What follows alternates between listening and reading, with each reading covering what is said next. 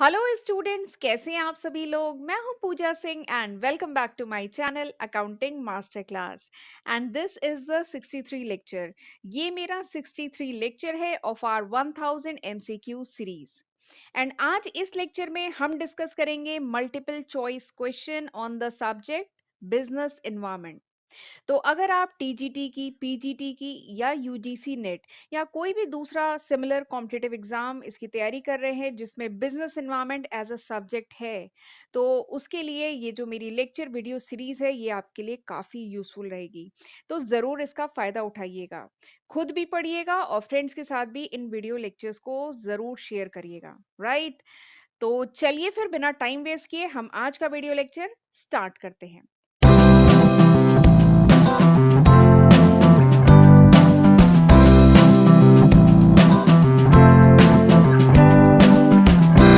First question, पहला question है the main function of money market is. Money market का आपको मेन फंक्शन बताना है। चार ऑप्शन यहाँ पे दिए गए हैं। सबसे पहला ऑप्शन क्या है कि money market enables the business and the government to obtain liquidity. दूसरा ऑप्शन है money market enables encourage saving. तीसरा है money market permit the efficient buying and selling of goods. Next है money market deals in credit instrument of longer duration. ठीक है, तो ये चार ऑप्शन आपको यहाँ पे दिए गए हैं। आपको बताना है कि main function of money market का मेन फंक्शन बताना है। तो जो प्रोसीजर हम हमेशा फॉलो करते हैं वही करेंगे। मैं आपको सबसे पहले ये जो टर्म है मनी मार्केट इसके बारे में थोड़ा सा बताऊंगी, फिर उस जानकारी के साथ आप इस क्वेश्चन को खुद ही सॉल्व कर लेंगे, बट मैं भी आंसर बताऊंगी आपको। ठीक है, वैसे एक बात बता दूं, ये जो मनी मार्केट है ये मैं ऑलरेडी एक सेपरेट वीडियो मनी मार्केट पे बना चुकी हूँ, तो आप प्लेलिस्ट में चेक कर सकते हैं। और डिटेल में पढ़ना है तो मनी मार्केट के बारे में वीडियो ऑलरेडी अपलोडेड है। Money market, capital market, financial market, ये सब कवर्ड है ऑलरेडी मेरे चैनल पे। ठीक है, तो चलिए मैं थोड़ा सा आपको बता देती हूँ। तो money market is the component of financial market. ठीक है, मनी मार्केट क्या है, फाइनेंशियल मार्केट का कंपोनेंट है। फाइनेंशियल मार्केट के दो मेन कंपोनेंट है, एक है मनी मार्केट और एक है कैपिटल मार्केट। यहाँ पर मनी मार्केट के बारे में बात हो रही है। तो money market is the component of financial market, जहां पे उन फाइनेंशियल इंस्ट्रूमेंट की ट्रेडिंग होती है जिनकी जो मेच्योरिटी पीरियड होता है वो वेरी शॉर्ट, यानी बहुत शॉर्ट ड्यूरेशन की जिनकी मेच्योरिटी पीरियड होता है, उन इंस्ट्रूमेंट की ट्रेडिंग होती है। ठीक है, जिनकी लिक्विडिटी बहुत हाई होती है। ठीक है, और शॉर्ट ड्यूरेशन या वेरी शॉर्ट ड्यूरेशन मतलब क्या है कि आप उसकी जो मेच्योरिटी है 1 साल से कम ड्यूरेशन की होगी। ठीक है, तो ऐसे इंस्ट्रूमेंट की ट्रेडिंग होती है कहाँ पे, मनी मार्केट में। ठीक, और मनी मार्केट के अगर मैं इंस्ट्रूमेंट्स की बात करूं, ठीक है, इंस्ट्रूमेंट ऑफ मनी मार्केट में किन इंस्ट्रूमेंट की ट्रेडिंग होती है, तो ट्रेजरी बिल की होती है, कॉमर्शियल पेपर की होती है, सर्टिफिकेट ऑफ डिपॉजिट की होती है, और भी कुछ इंस्ट्रूमेंट है जिनकी ट्रेडिंग होती है मनी मार्केट में। ठीक, और मनी मार्केट के फंक्शंस की अगर मैं बात करूं, फंक्शन ऑफ मनी मार्केट का काम क्या है, अगर मैं फंक्शन की बात करूं तो सबसे पहला जो फंक्शन है मनी मार्केट का वो ये है टू प्रोवाइड फंड, यानी शॉर्ट पीरियड ऑफ टाइम के लिए। ठीक है, प्राइवेट या पब्लिक इंस्टीट्यूशन को अगर बहुत ही शॉर्ट ड्यूरेशन ऑफ टाइम के लिए अगर फंड की रिक्वायरमेंट है तब वो फंड रेज कर सकते हैं, कहाँ से, मनी मार्केट से। ठीक, दूसरा जो इसका फंक्शन है मनी मार्केट का, that is use of surplus fund, यानी अगर बैंक के पास, ठीक है, या कोई दूसरे फाइनेंशियल इंस्टीट्यूशन के पास कुछ सरप्लस फंड है और वो शॉर्ट पीरियड ऑफ टाइम के लिए इन्वेस्ट करना चाह रहे हैं, एक्सेस मनी को इन्वेस्ट करना चाह रहे हैं और कुछ प्रॉफिट अर्न करना चाह रहे हैं, तो मनी मार्केट बहुत अच्छा ऑप्शन है। ठीक है, मनी मार्केट के इंस्ट्रूमेंट में इन्वेस्ट कर सकते हैं। तीसरा जो फंक्शन है मनी मार्केट का, that it is helpful in implementing the monetary policy. जो मॉनेटरी पॉलिसी है इसको इम्प्लीमेंट करने में, मॉनेटरी पॉलिसी प्रॉपरली फंक्शन करे, उसके लिए उसमें मनी मार्केट बहुत इंपॉर्टेंट रोल प्ले करता है। ठीक है, तो ये तीसरा फंक्शन हुआ। और चौथा फंक्शन क्या है, it promote the liquidity and safety. Money market के जो इंस्ट्रूमेंट होते हैं ये रिलेटिवली काफी सेफ होते हैं and it promote the liquidity, बहुत लिक्विड होते हैं, इसको जब भी मतलब इसको लिक्विडेट करना बहुत आसान होता है, इनका मेच्योरिटी पीरियड बहुत कम होता है। ठीक है, तो ये हो गए कुछ फंक्शन मनी मार्केट के। तो अब मैंने मनी मार्केट के बारे में आपको काफी कुछ बता दिया है, तो अब मेरे ख्याल से आप बता सकते हैं कि what are the main function of money market. Money market का मेन फंक्शन क्या है, तो पहला इसमें दिया गया है कि enable business and government to obtain liquidity. तो हाँ, मनी मार्केट जो होता है गवर्नमेंट एंड जो बिजनेस है उनको टू ऑब्टेन लिक्विडिटी, ऑब्टेन करने में हेल्प करता है, तो ये ऑप्शन सही है। इनकरेज सेविंग, तो ऐसा मतलब मेन फंक्शन नहीं है, मनी मार्केट का मेन फंक्शन में नहीं आएगा कि इनकरेज सेविंग। या इफिशिएंट बाइंग सेलिंग, ये भी मनी मार्केट का नहीं है। और यहाँ पे चौथे ऑप्शन में तो लॉन्गर ड्यूरेशन की बात हो रही है, जबकि मनी मार्केट क्या है, वेरी शॉर्ट ड्यूरेशन के लिए इसमें प्रोडक्ट की ट्रेडिंग होती है। ठीक है, इसके जो इंस्ट्रूमेंट होते हैं। ठीक, तो ये इसका यानी आंसर कौन सा है, option A is the correct answer, right.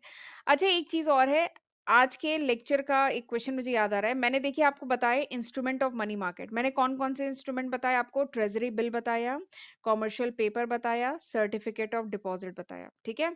But इसके अलावा दो तीन और इंस्ट्रूमेंट है मनी मार्केट के, ठीक है। तो यही आज के इस वीडियो का क्वेश्चन है, कह लीजिए आपके लिए होमवर्क है, आप चाहे गूगल करिए चाहे किसी बुक से देखिए। आपको बताने हैं instrument of money market apart from treasury bill, commercial paper and certificate of deposit, इन तीनों को छोड़ के, ठीक है, कुछ और इंस्ट्रूमेंट बताइएगा आप मनी मार्केट के, ठीक है। तो कमेंट सेक्शन में जरूर मुझे बताइएगा, राइट। चलिए अगला क्वेश्चन करते हैं। अगला क्वेश्चन क्या है, this theory maintains that exchange rate will tend towards the point at which their international purchasing power is equal। ये थ्योरी ये कहती है कि एक्सचेंज रेट उस पॉइंट पे टेंड करता है, यानी एक्सचेंज रेट वो पॉइंट होता है जिसपे international purchasing power is equal, ठीक है। यानी वो पॉइंट जिसपे इंटरनेशनल परचेजिंग पावर इक्वल होता है वो होता है एक्सचेंज रेट। तो ऐसी कौन सी थ्योरी है जो ये बात कहती है, व्हाट इज दिस कॉल्ड, इसे क्या कहा जाता है, क्या इसे ग्रॉस वैल्यू एडेड कहा जाता है, क्या इसे परचेजिंग पावर पैरिटी कहा जाता है, या इसे gross domestic product at nominal price कहा जाता है, या इसे नेट नेशनल इनकम कहा जाता है, ठीक है। तो दिस इज द क्वेश्चन। तो देखिए यहाँ पे पहले ही काफी क्लियर लिखा है कि एक्सचेंज रेट डिटरमाइन करने के बारे में बात हो रही है, कि एक्सचेंज रेट वो पॉइंट होता है जिसपे, ये क्वेश्चन क्या कह रहा है कि वो थ्योरी जो बताती है कि एक्सचेंज रेट वो पॉइंट है जिसपे international purchasing power is equal, ठीक है। तो ये बात किस थ्योरी में कहा गया है, तो ये बात कहा गया है पीपीपी थ्योरी में कहा गया है ये बात, ठीक है। पीपीपी थ्योरी कौन सी है, purchasing power parity theory. PPP theory कौन सी है, परचेजिंग पावर पैरिटी थ्योरी। तो ये इकोनॉमिक्स की बहुत फेमस थ्योरी है ऑफ एक्सचेंज रेट डिटर्मिनेशन, ठीक है। एक्सचेंज रेट, ठीक है, एक्सचेंज रेट डिटरमाइन करने की बहुत इंपॉर्टेंट थ्योरी है पीपीपी थ्योरी, ठीक है। और पीपीपी थ्योरी के अकॉर्डिंग जो फॉर्मूला है एक्सचेंज रेट का, that is S equals to P1/P2, this is the formula. इस थ्योरी के अकॉर्डिंग एक्सचेंज रेट क्या है, S इक्वल्स टू P1/P2, ये फॉर्मूला है जहां पे S क्या है, S is the exchange rate, ठीक है। P1 क्या है, P1 is the cost of goods in currency one. P1 क्या है, cost of goods in currency one. P2 क्या है, cost of goods in currency two. तो वहीं से निकल के आता है एक्सचेंज रेट। तो यही है PPP theory, purchasing power parity theory. Exchange rate को डिटरमाइन करने की बहुत इंपॉर्टेंट थ्योरी है इकोनॉमिक्स की, ठीक है। और ये थ्योरी क्या कहती है कि जो प्राइस लेवल है between two countries should be equal, वो बराबर होना चाहिए। तो वही बात देखिए, purchasing power is equal, international purchasing power is equal, तो वही ये थ्योरी कहती है। तो ये कौन सी थ्योरी है, ये थ्योरी है PPP, purchasing power parity theory. Parity मतलब होता है इक्वल, पैरिटी मतलब क्या होता है, पैरिटी मतलब होता है स्टेट ऑफ बीइंग इक्वल, ठीक है। तो this is purchasing power parity theory. तो अब मेरे ख्याल से आपको आंसर पता चल गया है, आंसर क्या है, option B is the correct answer, ठीक है। चलिए आगे बढ़ते हैं। अच्छा, आगे बढ़ने से पहले मैं बताना चाहती हूँ कि this is the list of subject, ये जो आपको स्क्रीन पे दिख रहे हैं subject, this is the list of subject जो मैं आज की तारीख यानी जुलाई 2022 तक अपने चैनल पे अपलोड कर चुकी हूँ। अगर ये वीडियो आप कुछ समय बाद देख रहे हैं, कुछ महीने बाद, कुछ साल बाद देख रहे हैं, तो नो डाउट मैं इसमें काफी न्यू सब्जेक्ट ऐड कर चुकी होंगी। ये अभी तक है, जुलाई 2022 तक, ठीक है। तो मेरा बस यही कहना है कि इसका जरूर फायदा उठाइएगा, खुद भी पढ़िएगा, फ्रेंड्स के साथ भी शेयर करिएगा। 500 से भी ज्यादा वीडियो लेक्चर्स मैं अपने चैनल पे आज की तारीख तक अपलोड कर चुकी हूँ। तो ये सब मैंने आपके लिए किया है। और चैनल पे पहली बार आए हैं, चैनल को अभी तक नहीं सब्सक्राइब किया है, तो जरूर सब्सक्राइब करिएगा। नोटिफिकेशन बेल भी प्रेस करिएगा, तभी आपको मेरे जो अपकमिंग वीडियोस हैं उनकी नोटिफिकेशन मिल पाएगी, ठीक है। और प्लीज मुझे कमेंट सेक्शन में जरूर बताइएगा कि हाउ वाज दिस लेक्चर, ये लेक्चर कैसा था, आपको समझ में आया कि नहीं आया, आपके लिए यूजफुल था कि नहीं था। नहीं यूजफुल था तो वो भी मुझे कमेंट सेक्शन में लिखिएगा, कोई दिक्कत नहीं है। बट अगर आपने इस वीडियो से कुछ सीखा है तो वो प्लीज मुझे कमेंट सेक्शन में लिखिएगा। ठीक है। और आज जो मैंने आपसे क्वेश्चन पूछा है उसका रिप्लाई भी लिखिएगा। आपको बताना है मनी मार्केट का instrument apart from treasury bill, commercial paper and certificate of deposit. ठीक, चलिए अगले क्वेश्चन पे चलते हैं। अगला क्वेश्चन क्या है कि which of the following can be defined as the component of liquidity adjustment facility. इनमें से किसको, चार ऑप्शन दिए गए हैं, आपको बताना है इनमें से किसको कह सकते हैं component of liquidity adjustment facility. ये जो लिक्विडिटी एडजस्टमेंट फैसिलिटी का कंपोनेंट इनमें से कौन सा है। ऑप्शन है repo rate, reverse repo rate, both and bank rate. ये चार ऑप्शन आपको दिए गए हैं। तो इस क्वेश्चन को करने के लिए, इस क्वेश्चन को करने के लिए आपको ये जो टर्म बड़ा सा मैंने हाईलाइट किया हुआ है ब्लू से, ये टर्म आपको पता होना चाहिए, तभी ये क्वेश्चन कर पाएंगे। ठीक है, तो ये लिक्विडिटी एडजस्टमेंट फैसिलिटी होती क्या है। तो ये जो लिक्विडिटी एडजस्टमेंट फैसिलिटी है, this is the tool which is use in monetary policy. ये लिक्विडिटी एडजस्टमेंट फैसिलिटी एक टूल है जो मॉनेटरी पॉलिसी में यूज किया जाता है बाय आरबीआई। ठीक है, और आरबीआई क्या कहता है कि आरबीआई कहता है कि बैंक्स को अलाउ है कि they can borrow money. Banks जो है बोरो कर सकते हैं मनी थ्रू रीपर्चेज अग्रीमेंट, यानी कह लीजिए रेपो रेट पे बैंक जो है मनी बोरो कर सकते हैं, या फिर बैंक जो है आरबीआई को लेंड भी कर सकते हैं money through reverse repo agreement, यानी रिवर्स रेपो रेट पे। ठीक है, और तो यही क्या है, यही बेसिकली कंपोनेंट हैं एलएएफ के, लिक्विडिटी एडजस्टमेंट फैसिलिटी के, यही दोनों कंपोनेंट हैं जिसके तहत आरबीआई कहता है कि बैंक जो है बोरो भी कर सकते हैं मनी आरबीआई से एट रीपर्चेज अग्रीमेंट, यानी रेपो रेट पे, और लोन भी दे सकते हैं आरबीआई को एट रिवर्स रेपो एग्रीमेंट। ठीक है, तो बेसिकली इसके कंपोनेंट की अगर हम बात करें तो repo rate and reverse repo rate दोनों इसके कंपोनेंट है, यानी क्या हुआ, option C is the correct answer. ठीक है, चलिए आगे बढ़ते हैं, अगला क्वेश्चन देखते हैं। If the consumer price index rises, अगर कंज्यूमर प्राइस इंडेक्स राइज करता है देन इट शोज दैट, तो ये क्या शो करता है। अगर किसी इकोनॉमी का सीपीआई कंज्यूमर प्राइस इंडेक्स बढ़ता है तो ये क्या शो करता है, दिस इज द क्वेश्चन। ठीक है, चार ऑप्शन दिए गए हैं। क्या ये शो करता है value of currency is increasing, value of currency has increase, value of currency बढ़ गई है, या real consumer income has fallen, घट गई है, या price of all products have risen in the economy, जितने भी प्रोडक्ट हैं उनकी प्राइस बढ़ गई है इकोनॉमी में, या purchasing power of money has decrease, money की परचेजिंग पावर घट गई है। तो ये चार ऑप्शन आपको दिए गए हैं। ठीक है, तो आपको बताना है if CPI of a particular economy rises what does it shows. अगर सीपीआई यानी कंज्यूमर प्राइस इंडेक्स किसी इकोनॉमी का बढ़ता है तो ये क्या शो करता है। ठीक है, तो उसके इस क्वेश्चन को करने के लिए आपको सबसे पहले तो ये जो टर्म है सीपीआई कंज्यूमर प्राइस इंडेक्स, ये आपको पता होना चाहिए। वैसे सीपीआई के बारे में मैंने थोड़ा सा डिस्कस किया है जब मैं स्टार्ट्स में इंडेक्स नंबर पढ़ा रही थी। स्टार्ट्स की प्लेलिस्ट में जब मैं इंडेक्स नंबर पढ़ा रही थी तो वहां पे मैंने सीपीआई के बारे में थोड़ा सा डिस्कस किया है। तो सीपीआई बेसिकली है क्या, ये जो कंज्यूमर प्राइस इंडेक्स है ये है क्या। तो basically it measures the consumer price inflation. ये जो सीपीआई है कंज्यूमर प्राइस इंडेक्स, ये कंज्यूमर प्राइस इन्फ्लेशन को मेजर करने में ये यूज होता है, या बेसिकली आप कह सकते हैं इन्फ्लेशन या डिफ्लेशन को मेजर करने में सीपीआई का यूज होता है। अब सीपीआई क्या शो करता है, देखिए सीपीआई क्या शो करता है, ये मैंने एक बाउल बनाया है, इसमें कुछ गुड्स हैं एंड कुछ सर्विसेज हैं जो अधिकतर कॉमनली परचेज की जाती है। ठीक है, तो सीपीआई क्या शो करता है, सीपीआई शो करता है it measures the overall change in consumer price. ठीक है, सीपीआई क्या शो करता है, overall change in consumer price, change in consumer price. ठीक है, based on the representative baskets of goods and services. एक representative basket of goods and services होता है, यानी एक मतलब कह लीजिए एक बाउल होता है। ठीक है, एक रिप्रेजेंटेटिव कह लीजिए एक बास्केट है, एक फिक्स बास्केट होता है ऑफ गुड्स एंड सर्विसेज का जो अधिकतर परचेज किया जाता है। ठीक है, by the resident of the particular economy.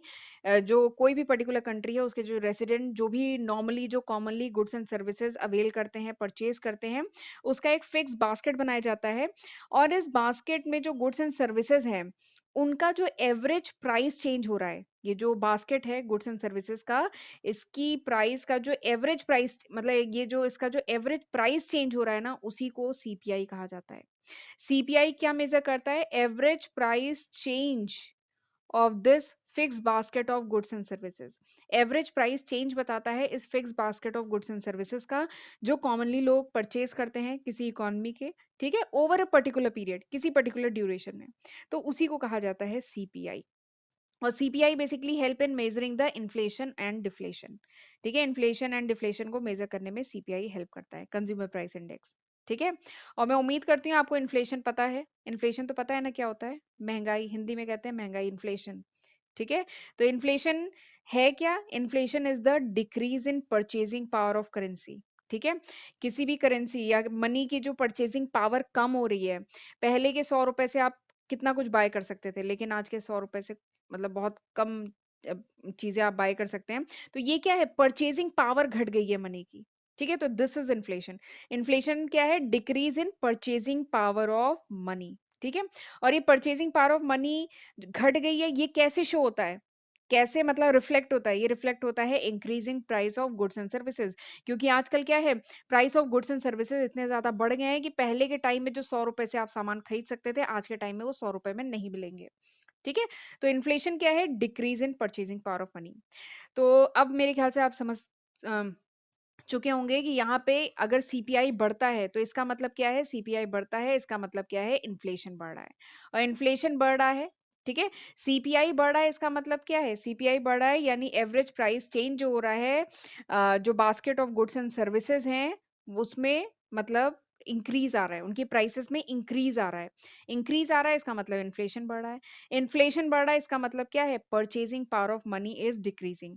तो अब मेरे ख्याल से आप समझ गए हैं यहाँ पे कौन सा आंसर सही है। Option D is the correct answer, कि इन्फ्ले सीपीआई बढ़ रहा है इसका मतलब इन्फ्लेशन बढ़ रहा है। CPI measures inflation. सीपीआई बढ़ रहा है इसका मतलब इन्फ्लेशन बढ़ रहा है। इन्फ्लेशन बढ़ रहा है इसका मतलब क्या है? Purchasing power of money is falling, decrease हो रही है परचेजिंग पावर। पहले के 100 रुपए से आप ज्यादा खरीद सकते थे, लेकिन आज के 100 रुपए से आप बहुत कम सामान खरीद सकते हैं, यानी मनी की परचेजिंग पावर कम हो गई है, ठीक है। तो option D is the correct answer. चलिए अगले क्वेश्चन पे चलते हैं। अगला क्वेश्चन क्या है? GDP at factor cost is. GDP at factor cost क्या है? This is P plus P, P bracket में क्यू प्लस पी ब्रैकेट में एस। दूसरा ऑप्शन है जीडीपी माइनस आईटी, आईटी मतलब income tax minus subsidiary, GDP plus DT plus S, GDP minus DT plus S, ठीक है। तो ये चार ऑप्शन आपको दिए गए हैं, आपसे पूछा गया है जीडीपी एट फैक्टर कॉस्ट क्या होता है, ठीक है। इसमें से कौन सा फॉर्मूला सही है आपको बताना है। तो पहले तो मैं आपको ये बता देती हूँ कि नेशनल इनकम, चाहे जीडीपी हो, जीएनपी हो, एनएनपी हो, ये जितने भी टॉपिक हैं ये मैं बहुत डिटेल में अपने एक सेपरेट वीडियो लेक्चर में कवर कर चुकी हूँ। तो आपको और डिटेल में देखना है तो आप उन वीडियो लेक्चर्स को मेरे चैनल पे हैं, उनको रेफर कर सकते हैं, ठीक है। फिलहाल यहाँ पे जो पूछा गया हम डायरेक्टली उस पे आते हैं। जीडीपी एट फैक्टर कॉस्ट क्या होता है? सबसे पहले तो ये समझ लेते हैं जीडीपी एट फैक्टर कॉस्ट क्या है। तो GDP at factor cost basically measure करता है कॉस्ट टू बिजनेस। ये क्या मेजर करता है? ये मेजर करता है कॉस्ट टू बिजनेस, यानी बिजनेस को कितनी कॉस्ट इनकर होती है, कितनी कॉस्ट पड़ती है to employ the factor of production. ये जो 4 फैक्टर्स ऑफ प्रोडक्शन है, ठीक है, 4 फैक्टर्स ऑफ प्रोडक्शन है, इनको जब एम्प्लॉय करते हैं तो बिजनेस को कितनी कॉस्ट इनकर होती है, this is measured by GDP at factor cost, ठीक है। अब जीडीपी एट मार्केट प्राइस क्या है ये भी जरा समझ लेते हैं। जीडीपी एट मार्केट प्राइस, ठीक है। तो GDP at market price basically it measures the overall domestic production. किसी भी इकोनॉमी में टोटल, देखिए नाम क्या है, ग्रॉस डोमेस्टिक प्रोडक्ट, यानी किसी भी इकोनॉमी में ओवरऑल डोमेस्टिक कितना प्रोडक्शन हो रहा है, ठीक है। या दूसरे शब्दों में कह सकते हैं कि GDP at market price, GDP at market price ये क्या होता है? This is the total market value of all finish goods and services, यानी जितने भी all finish goods and services, जितने भी फिनिश गुड्स एंड सर्विसेज हैं जो भी इकोनॉमी में प्रोड्यूस हो रहे हैं किसी पर्टिकुलर ड्यूरेशन में, एक स्पेसिफिक टाइम ड्यूरेशन में, ठीक है, स्पेसिफिक टाइम ड्यूरेशन में जितने भी गुड्स एंड सर्विसेज, जो finish goods and services produce हो रहे हैं, उसकी टोटल मार्केट प्राइस, उसकी टोटल मार्केट प्राइस यही होता है जीडीपी एट मार्केट प्राइस, ठीक है। और अब मैं अगर बात करूं जीडीपी एट फैक्टर कॉस्ट और जीडीपी एट मार्केट प्राइस के बीच में रिलेशन की, तो difference between GDP at factor cost and GDP at market price, इसके बीच में जो डिफरेंस होता है ना, that difference is subsidy plus tax, इसके बीच में जो डिफरेंस होता है that is subsidy plus tax जो गवर्नमेंट इम्पोज करती है। ठीक है, तो फॉर्मूला क्या बनता है? फॉर्मूला बनता है GDP at factor cost, this is equals to GDP at market price minus tax minus मतलब इनकम टैक्स माइनस सब्सिडी, ये फॉर्मूला आपका बनता है। ठीक है, तो अब मेरे ख्याल से आपको समझ में आ गया होगा यहाँ पे कौन सा आंसर सही है। यहाँ पे option B is the correct answer. ठीक है, इसकी और डिटेलिंग चाहिए तो और डिटेलिंग आपको मेरे जो थ्योरी वीडियो लेक्चर्स हैं वहां पे मैंने अपलोड किया है। ठीक है, तो जीडीपी के बारे में इवन बहुत डिटेल में वहां पे मैंने डिस्कस किया है। ठीक है, तो this was all about today's video, ये था आज के वीडियो का आखिरी क्वेश्चन। आई होप आज जितने भी क्वेश्चन मैंने डिस्कस किए हैं वो आपको समझ में आए होंगे। ठीक है, तो चलिए अब मिलते हैं हम अगले वीडियो में, तब तक अपना ध्यान रखिएगा। God bless you.